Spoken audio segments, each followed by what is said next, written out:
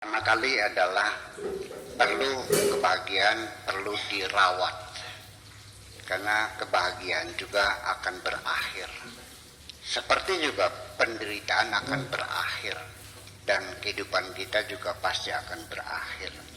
Persoalannya adalah perawatan terhadap kebahagiaan dari berbagai sampah-sampah yang masuk dalam pikiran kita. Yang mengganggu kebahagiaan adalah kesedihan, kemarahan, hasud, dendam, kebencian, dan sebagainya. Itu kita coba membentengi diri kita, jangan sampai mengganggu kebahagiaan itu.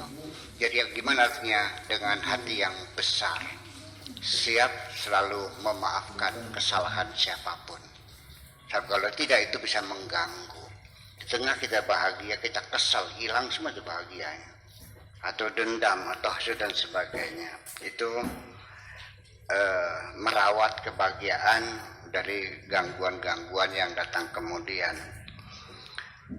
Kemudian kepasrahan diri kita kepada Tuhan, siap menerima apapun yang menjadi ketentuan Tuhan, dan semuanya selalu kita syukuri. Seperti yang kita bacakan di setiap sholat subuh, ada doa kunut gitu, yang bunyinya tanda kutip seperti ini.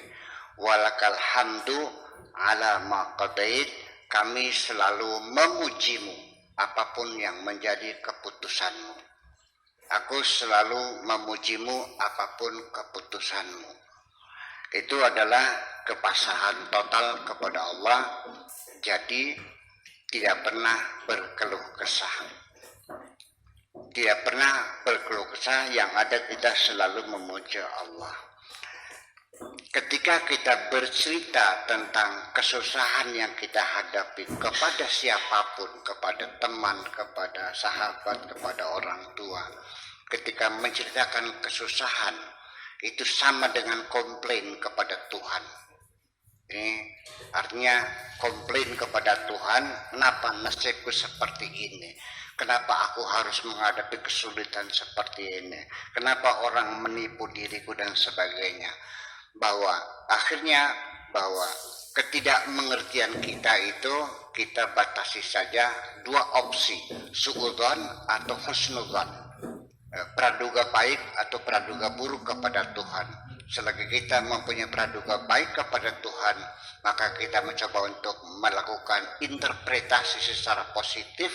Barangkali ada hikmahnya, mungkin ini yang terbaik.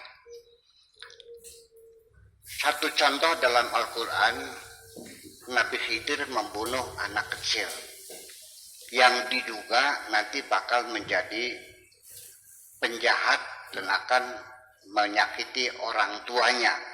Sedangkan orang tuanya anak soleh. Secara hukum, bisakah seseorang dihukum karena diduga akan melakukan kejahatan? Ini hukum tidak memperkenankan orang dihukum karena dugaan.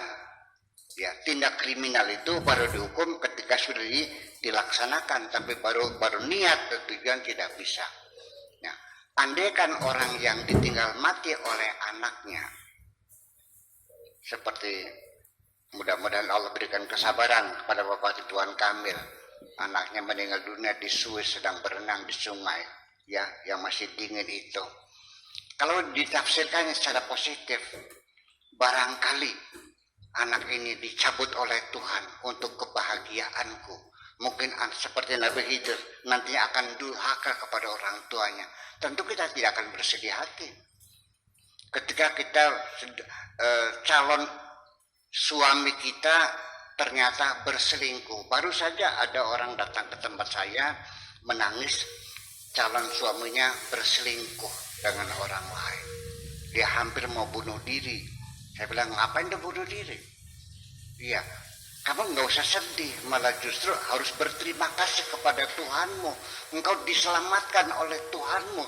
Sebelum kau kawin, keburukannya dibongkar oleh Tuhanmu. Kenapa engkau tidak berterima kasih?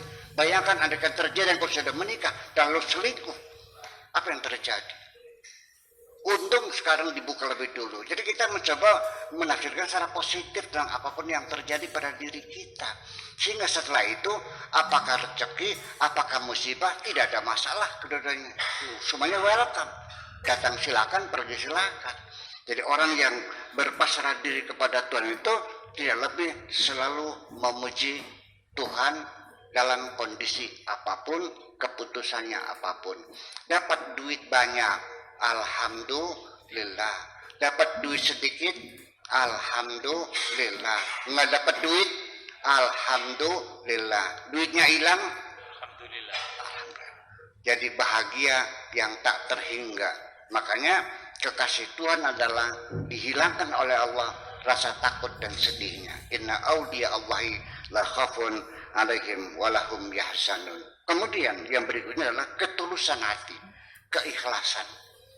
Sekalipun saya mengatakan bahwa ketika kita berbagi kebahagiaan bisa menyenangkan orang lain, membantu orang lain, saya mendapat kebahagiaan, bisa menolong orang lain, dan kebahagiaan saya semakin membesar ketika kita berbagi dengan orang lain. Betul. Tetapi ketika kita berbuat baik kepada orang lain tidak tulus untuk Tuhan, masih ada harapan penghargaan, pengakuan, penghormatan, ya kan, dengan bawa wartawan, difoto, diekspos di koran dan sebagainya. Walhasil ketika kita berbuat baik, ada harapan penghargaan dan sebagainya, bukan lillahi ta'ala, percayalah kita akan merasa kecewa dengan kebaikan-kebaikan itu.